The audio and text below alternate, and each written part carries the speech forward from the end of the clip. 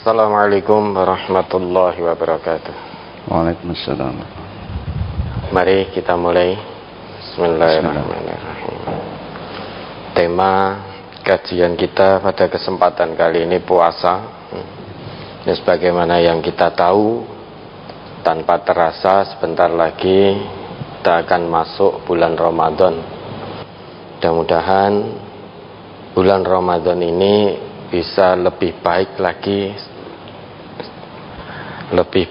daripada bulan-bulan Ramadan yang telah lalu. Tentu keimanan, ketakwaan kita di bulan Ramadan ini harus lebih meningkat dibanding tahun-tahun sebelumnya. Baik, langsung saja. Mungkin ada pertanyaan dari brosurnya, Ustaz Ghazali.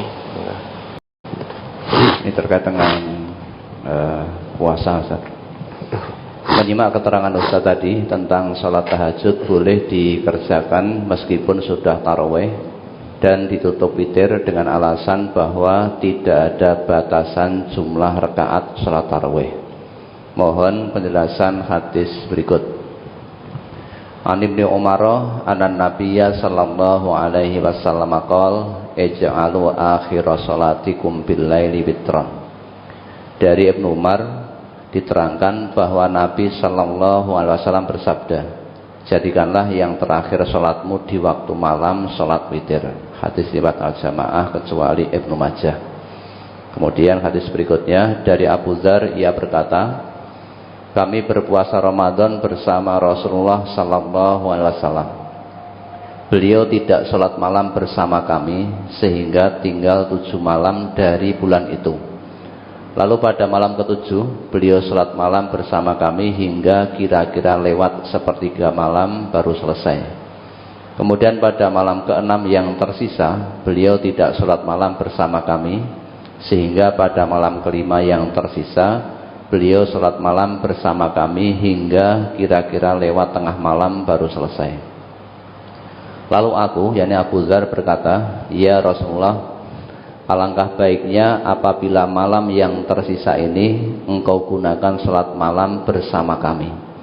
Maka beliau bersabda, barang siapa yang sholat malam bersama imam hingga selesai, maka ia mendapat pahala seperti sholat malam semalam penuh. Kemudian malam yang keempat yang tersisa beliau tidak sholat malam bersama kami, sehingga malam yang ketiga yang tersisa, yakni Abu Dzar berkata, beliau mengumpulkan istri-istri beliau dan keluarga beliau dan orang-orang juga berkumpul. Abu Dzar berkata, maka beliau sholat malam bersama kami hingga akhir malam baru selesai, sehingga kami khawatir kehilangan al-falah. Ditanyakan kepada Abu Dzar, apakah al-falah itu? Abu Dzar menjawab, makan sahur. Kemudian beliau tidak sholat malam bersama kami pada malam yang tersisa dari bulan itu. Hadis riwayat Ibnu Majah. Yang menjadi pertanyaan apa? Jadi mohon saya ulangi pertanyaannya.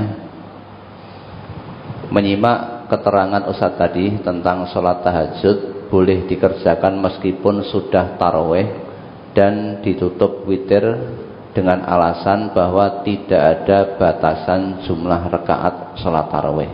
Ini hadis ini mohon dijelaskan kaitannya dengan keterangan tadi. Jadikanlah yang terakhir sholatmu di waktu malam itu sholat witir. Ij'alu akhira sholatikum bil laili witron. Dengan hadis ini memang ada yang beranggapan witir itu menjadi penutup, sehingga kalau sudah witir tidak ada lagi sholat. Sehingga kalau sudah witir tidak ada lagi sholat sesudah sholat witir. Dari hadis Ibnu Umar yang diriwayatkan oleh al-jamaah ini perintah Nabi memang, jadikanlah akhir sholat malammu itu witir. Jadi sesudah sholat witir tidak ada lagi sholat malam. Ada yang meyakini seperti itu berdasarkan hadis ini. Namun ada pula yang meyakini bahwa la witroni fi lailah tadi tidak ada 2 witir dalam satu malam, sehingga mengambil pemahaman boleh sholat malam tanpa batas, namun dengan syarat tidak ada witir lagi. Kalau tadi sholat tarawihnya sudah dengan witir, maka nanti malam hari dia bangun sholat malam tanpa witir, karena memahami hadis la witrani fi lailah tadi. Namun demikian ada pula berdasar hadis ini bahwa tidak ada sholat lagi sesudah witir. Nah, berarti kalau sudah witir, nanti dia bangun dari tidur tidak ada sholat lagi. Ini memang khilafiyah, perbedaan dalam memahami hadis-hadis yang ada. Sehingga yang berpatokan dengan hadis ini memahaminya ya sudah, kalau witir, jadi sholat malam itu memang ditutup dengan witir. Nah, sehingga kalau dia witir sebelum tidur, maka dia bangun tengah malam, dia juga tidak melakukan sholat malam. Misalkan tidur jam 9, kemudian dia sebelum tidur witir dulu. Nah, witir nanti tengah malam bangun,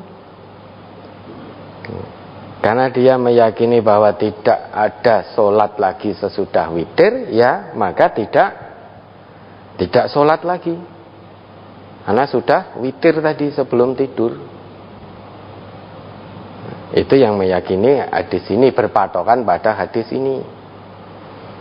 Namun yang memahami la witroni fi lailah, tidak ada 2 witir, berarti boleh sebelum tidur dia witir dulu. Nah, nanti ketika bangun dia sholat. Ketika sholat tidak lagi dengan witir. Nah, ini khilafiyah, memang perbedaan. Hadisnya sama-sama sahihnya. Sahih.